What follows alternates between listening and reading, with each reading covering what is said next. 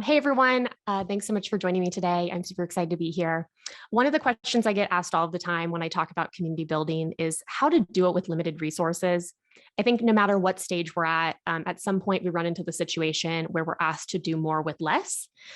So I'm excited to share with you today some of those ways that I approach that situation in my day-to-day work. So first things first, let me take a moment to introduce myself. I'm Kaitlyn Barnard. I currently lead developer marketing at Kong, which is an open source API gateway and platform for API management, ingress, and service mesh. Prior to that, I was at CNCF, where I worked heavily in the Kubernetes community, which I continued for a long time. But I've recently retired from my roles as SIGDoc's co-chair and blog editorial lead.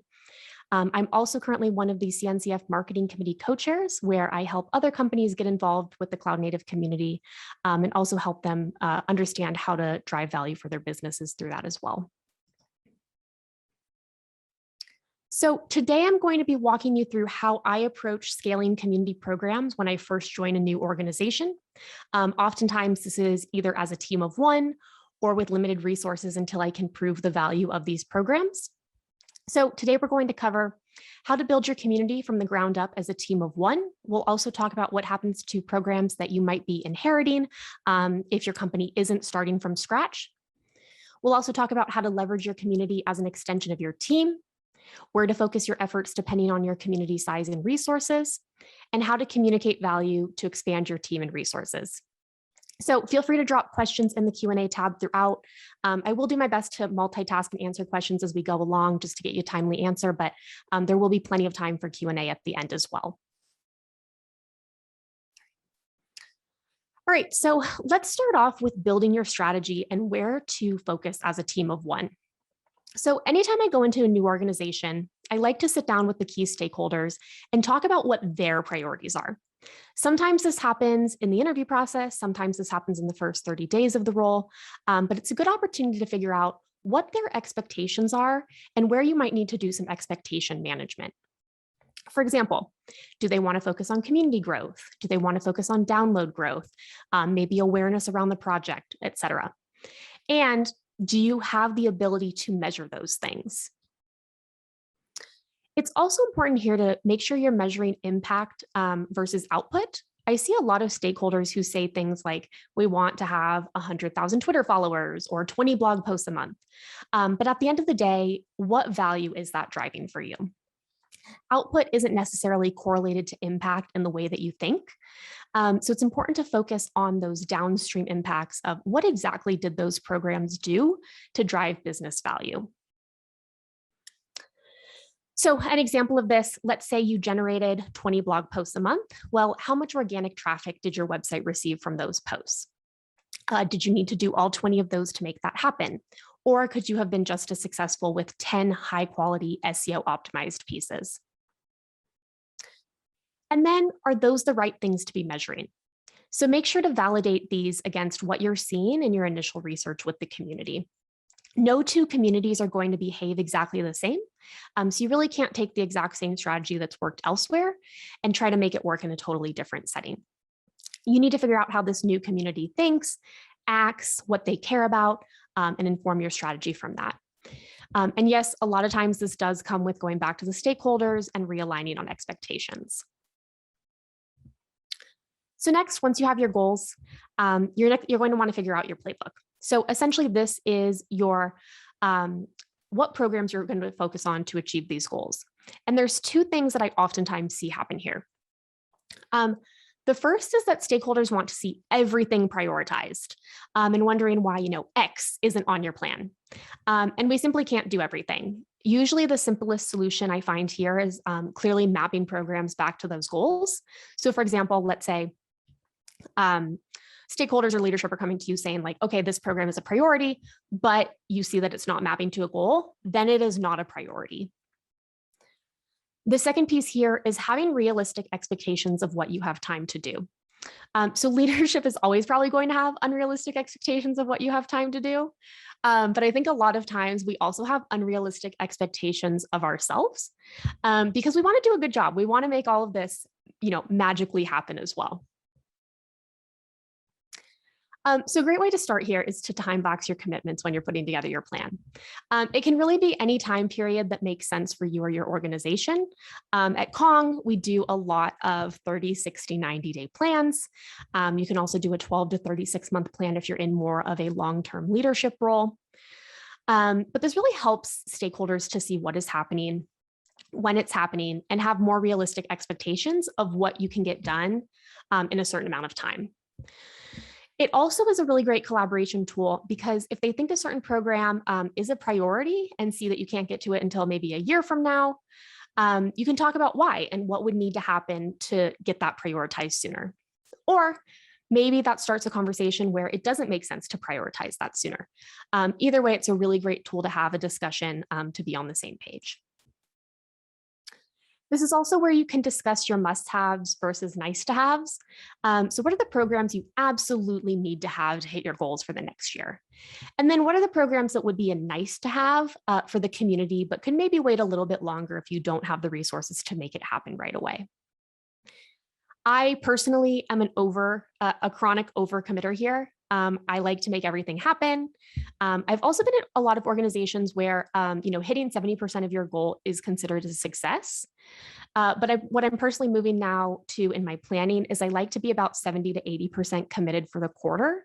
Then for that additional 20 to 30% or so, that leaves you some flexibility for unforeseen asks that always seem to come up no matter how well we plan.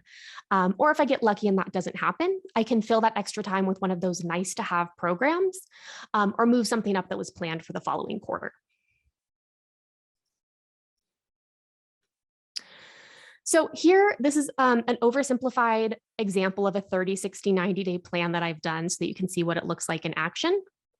So under 30 days, I have meet with 10 to 15 power users from the community. This is really my focus group to help inform my strategy. I can test potential ideas with this group, use them to develop my target personas, understand how they think, what do they care about, what do they want to see out of the community strategy. The number of users you meet with really can depend on the size of your community.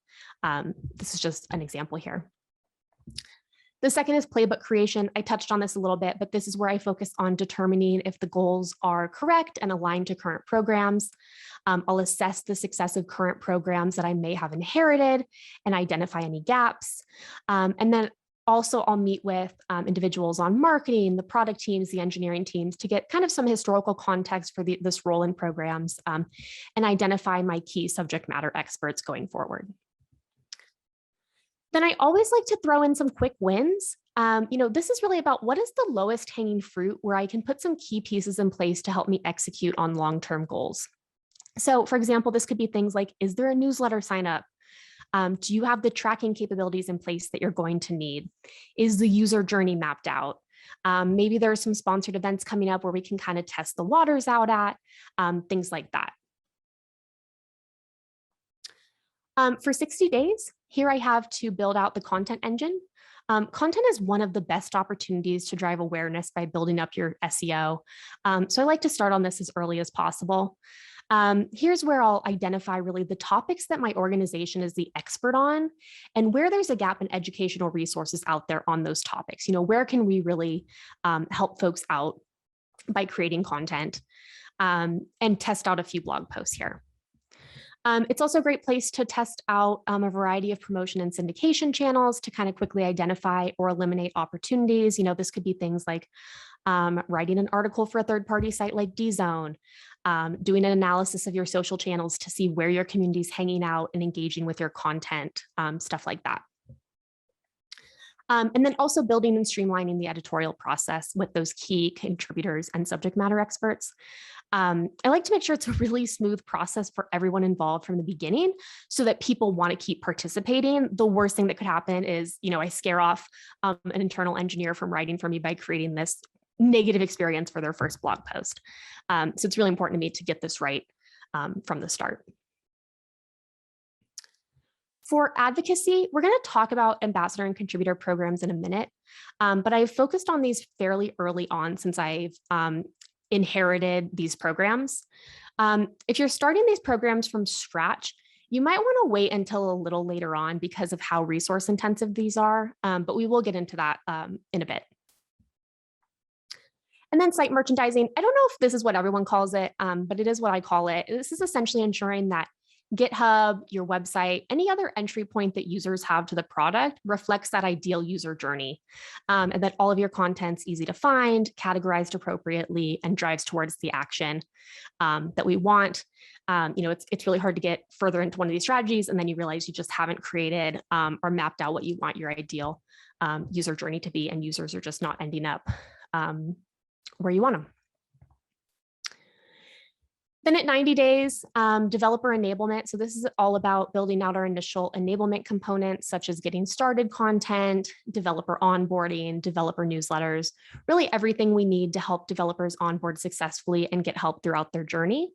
I don't personally own docs, but that's something I'd focus on here as well if I did as part of that developer enablement. Streamlining communications. So whether you're coming into an existing community or building one from scratch, there's probably a lot of room for improvement around how you're communicating things out to them. I really like to templatize our announcement process around standard releases, major releases, new project launches, to make sure that no information is getting missed. This is all about making sure our lines of communication with the community are really solid and consistent. And then the last one I have here is about building partnerships. I like to establish relationships with key open source communities, technical integration partners, third-party content sites to really capitalize on mindshare early on, because this is a great way to partner with folks to amplify both of your communities, and it's usually mutually beneficial. This could be things like if you're involved in the Kubernetes or CNCF communities, things like posting on the Kubernetes blog or participating in the CNCF webinar series.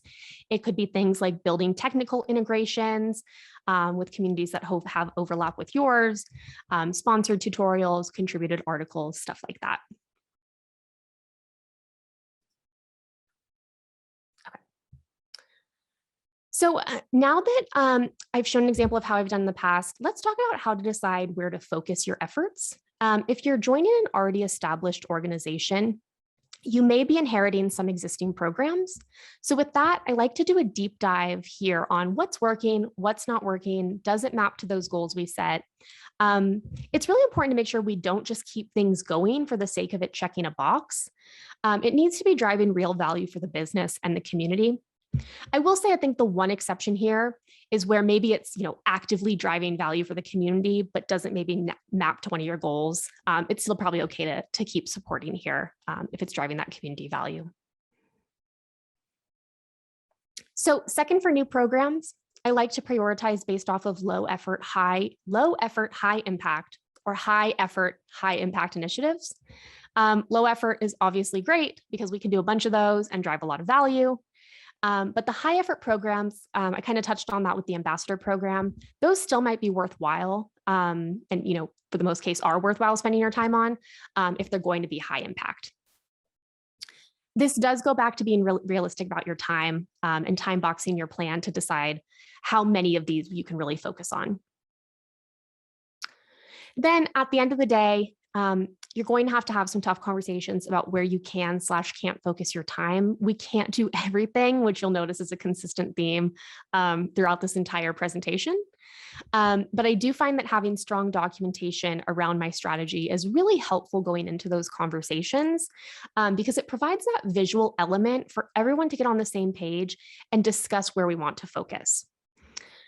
What that documentation looks like exactly is going to depend on what resonates with your leadership team and really their communication style.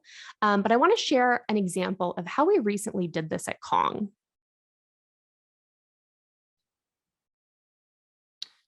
Okay, so at Kong, we have 4 main open source projects. We have our free tiered offering Connect, plus we have new open source projects as Kong continues to grow. So we have a very large community to support. Our current community is over 150,000, and we really need to be able to scale quickly and efficiently as Kong continues to grow.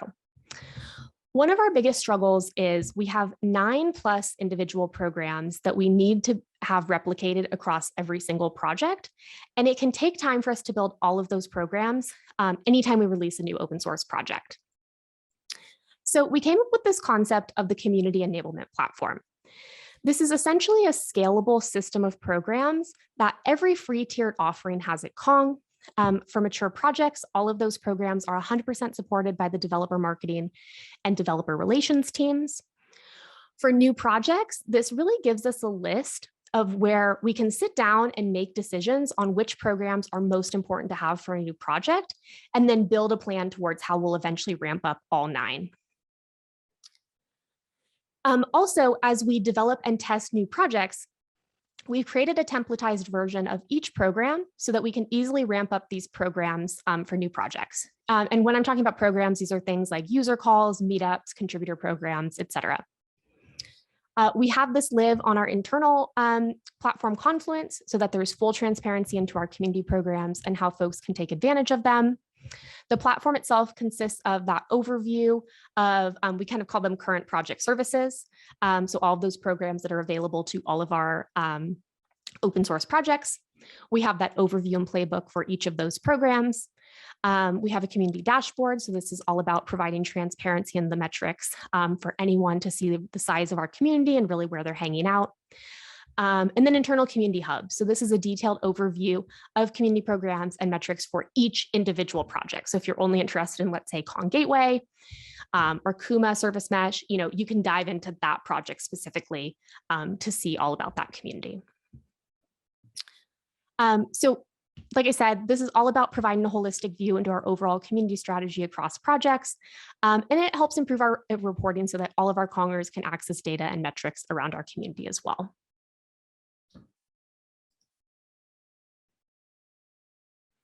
All right, so next, let's talk about how you can get creative about other ways to get help. One of those ways is leveraging your community as an extension of your team. And there's a few ways that you can go about this. I'm going to be talking about ambassadors, external contributor programs, and internal contributor programs here specifically. So just to set the stage a little bit, what is an ambassador program?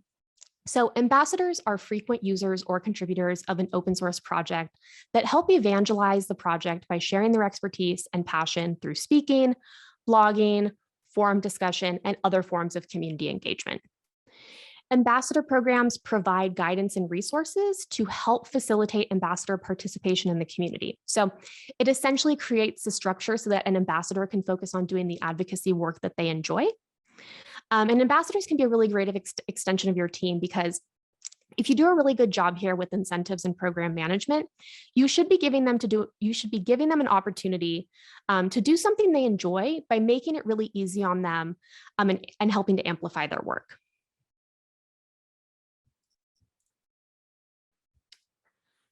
So I'm going to talk quickly about how to go about building an ambassador program. I have done other talks on this in the past where I do go in depth. So if you're interested in that, I'm happy to share. But today we'll just talk about it at a high level. So there's 4 initial things here that I like to do.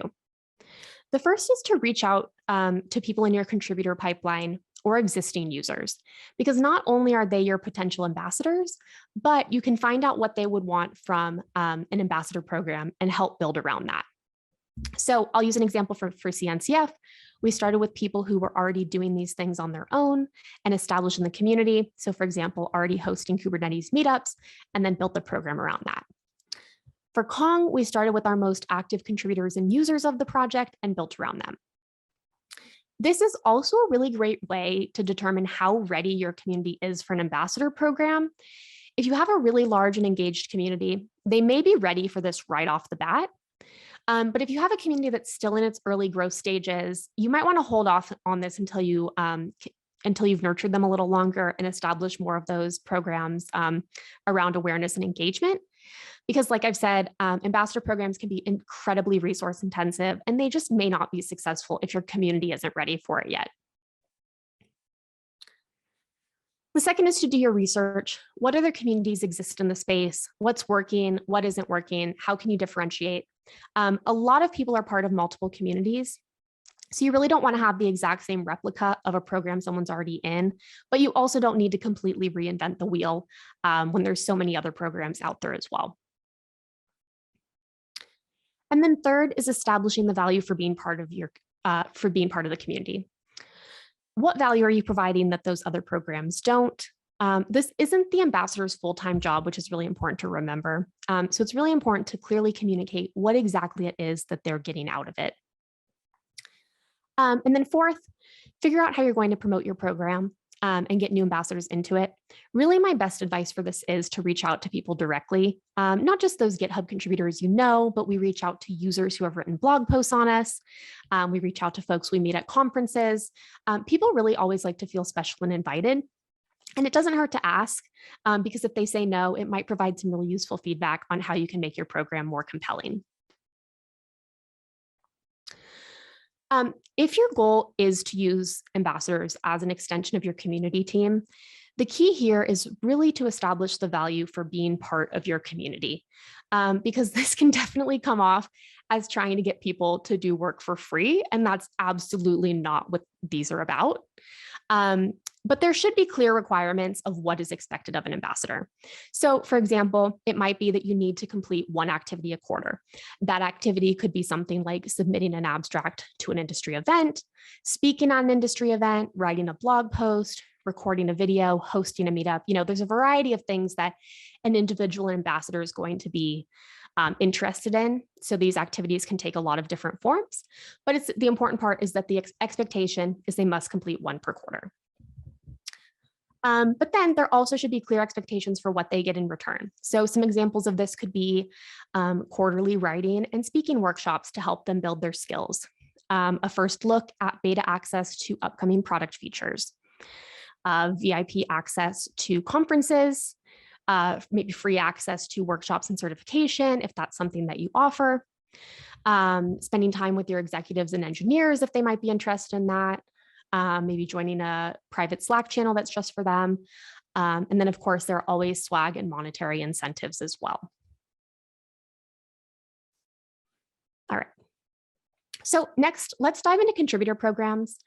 These you can definitely have in place from the very beginning and just continue to iterate on them as you continue to grow.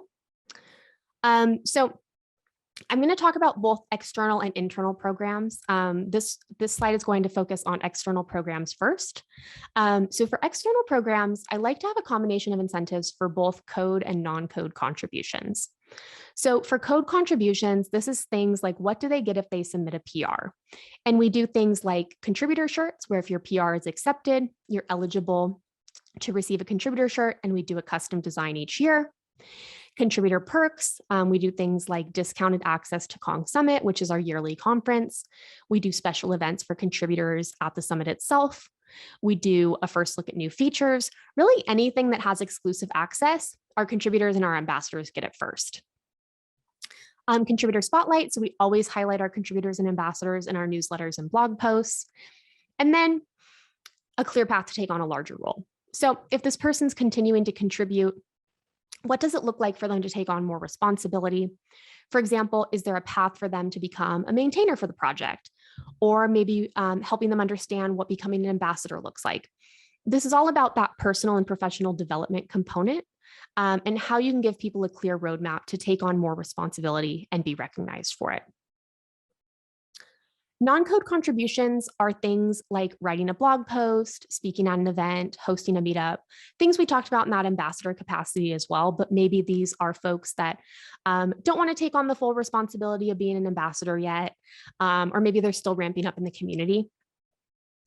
So for non-code contributions, these incentives can be the same as code contributions, or you can also do things like a point system where they accumulate points for each activity that they complete, and then those points can be redeemed for swag or gift cards.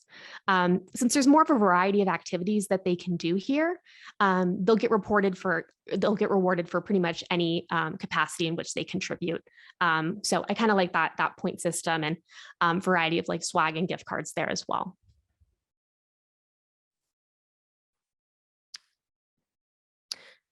So then at the end of the day, the incentives really don't matter if the program isn't easy to find and participate in. So I do like to make sure that we have a landing page that serves as a one-stop shop for all the ways someone can get involved in the community. This could be your community hub, it could be a contributor hub, really just a place for them to see every way that they can get involved so that folks can kind of pick and choose for what they're interested in. Contributor guides. So this is about having contributor guides that outline the entire contributor process from start to finish. This is particularly important to have on GitHub for code contributions. For non-code contributions, this could probably live as a section of the landing page, like in an FAQ section as well. A clear review process. So that contributor's guide should include really document what that exact review process looks like. The worst experience for a contributor is that they do all the hard work of contributing something, and their issue or PR gets stuck in limbo for months with no answer. So the review process should be clearly documented, straightforward. They should understand when they should expect a response, and know who to go to if they don't. For non-code contributions, this should detail all the steps for getting their contribution accepted, how long it takes, and when they receive their points. For example, if they're submitting a blog post, what does that submission process look like? The review process, do they have to wait for their blog to get published to get their points, stuff like that. And then places to get help. If they run into an issue or have questions, where can they go to get help and ask questions? Things like Slack, online office hours, etc. Then lastly, for contributor programs, I want to talk about internal contributor programs, because I think sometimes your own internal employees can be an untapped resource, but that does really depend on your company's culture and if people have the time to contribute or not. So we recently added this internal contributor program at Kong that I'm going to use as an example here. And the goal was to make all of our internal Kongers feel like an extension of our global community, while also incentivizing them for their contributions that go above and beyond their job requirements. So Kong Contributors was designed to incentivize internal employees to participate in our community programs to help drive awareness for Kong by sharing their expertise through things like content creation, meetups, speaking opportunities, and a lot more. They can earn points for completing one of 14 different activities. And each of those activities ranges in the amount of time commitment that it takes. So it ranges from less than 1 hour, such as providing a technical review on a blog post, all the way up to a few hours or more, like speaking at an industry event, writing a blog post, hosting a meetup. You'll also notice that some of these things are the same things external contributors get rewarded for. So we really wanted to extend that to our own employees to make them an extension of our community. So you earn a certain amount of points for completing each of those activities, and then those points are correlated to the amount of time that activity takes. You can start accumulating those and then redeem them for Kong swag and gift cards. So every 100 points gets you something, and you can continue to accumulate them the more you participate indefinitely. We also have all this documented on our internal Confluence page. We also have a leaderboard, so we kind of encourage some friendly competition internally, and it's a great way for folks to participate in ways they enjoy but might not be part of their daily job. And I do see a question in here about how we're tracking ways people contribute. We do this just through a Google form, so we do ask that you let us know what your contribution was. So for external, it's just like submitting a link or letting us know what your contribution was. For internal, it's a form to tell us either that you've already done it or that you're interested in doing it. And then that triggers someone on our team to reach out and help you throughout the process. We also do other things like social and keyword listening. So if we do happen to see that someone wrote an article about Kong on Medium or a third-party site, and maybe they don't know about our contributor program, we'll reach out to them and let them know, thanks for contributing. Did you know about this program? You're eligible for prizes. Thanks so much. Cool. So next, let's talk about determining your metrics. So I touched on this a little bit at the beginning, but let's dive a little bit deeper here. So a lot of times with community programs, they're not going to map perfectly to your top line metrics for the company, like revenue and pipeline. And I think, for the most part, they shouldn't, which I think a lot of us would agree on, but it's still really important to set metrics that leadership understands and sees value in. Otherwise, you're never going to get budget or resources for your team. And this is where you need to balance what metrics leadership cares about versus what they should care about. And you're really the expert to help educate them on that. I like to choose metrics that exist cross-functionally whenever possible. And then if that's not possible for whatever reason, then I would educate the stakeholders on the value of these programs with some other metric. So a couple examples of ways I do this are, like I said, if possible, choose a metric that exists across teams to unify your language. So for example, if you're working a lot with sales and marketing, revenue and pipeline might not make sense, but maybe the term leads or prospects is universally recognized. And you can kind of talk about that in context of the amount of community members you're identifying or list growth, stuff like that.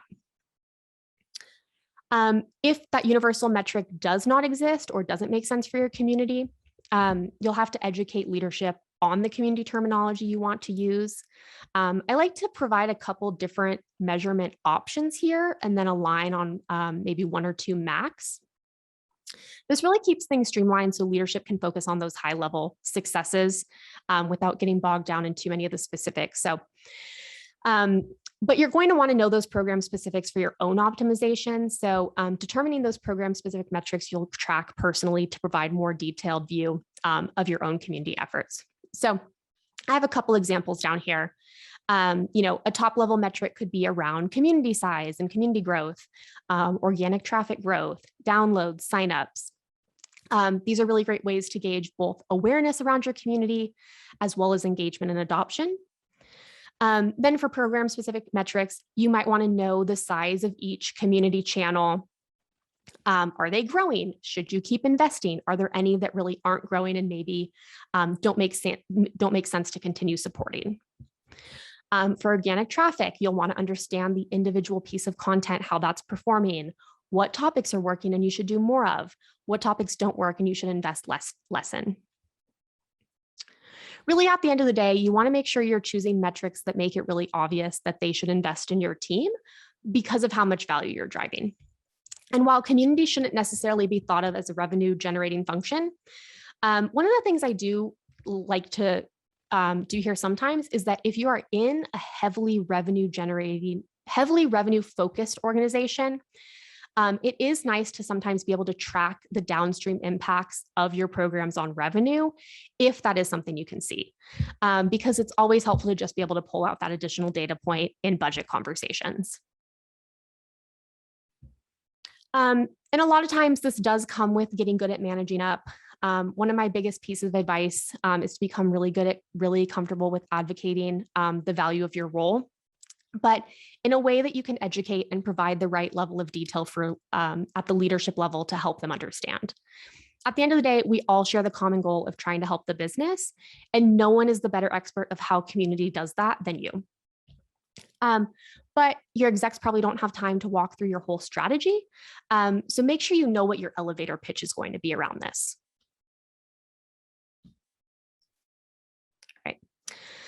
Okay, then finally, let's talk about determining your budget. So this is really going to differ depending on how your organization handles budgeting. You might be given a certain amount and just have to figure out how to use it, or you might need to make the case for how much you need. And that's what I'm going to focus on here. So I personally always focus first on what I can do organically. That's kind of my personal specialty. How much can I do without even needing a budget? And I really think that's the beauty of the community because so much of it is about organic interactions. But at some point, you're definitely going to need to invest if you want to scale. So I estimate what I need. So to estimate what I need, I focus on these 4 things. The first is I like to create a high, medium, and low estimate for each program. So what is the impact of each level of those investments? So for example, maybe with the low estimate, that means we can only do 10 meetups with 25 attendees, but the high estimate means we can do 20 meetups with 75 attendees. Then determine how much you absolutely need to achieve your goals. So for example, if we need to double organic traffic this year, how much money do we need for content creation, syndication, and advertising? Then going back to those high, medium, low estimates, if we go for the high estimate versus the low estimate, what is the extra budget going to get us? Is it worth it? And then once you have those estimates, you can sit with your leadership to walk through what trade-offs they're willing to make and where they want to invest. You really want to come with your recommendation, but having those additional details of what can it be achieved with more money, or what the implications are of less, is really helpful to have. Then lastly, this one won't work for everyone, but depending on your organization and kind of the setup of your teams, try to get creative if there's people you can partner with on shared goals. For example, at Kong, we also have our DevRel team that sits under product, so we can pool our resources on shared programs there. Sometimes we partner with other marketing teams on budgets for things like sponsored events that target developers, or advertising budget if our content aligns to campaigns they're running. There's really a lot of ways you can help out other teams, and amplify the work you're doing at the same time.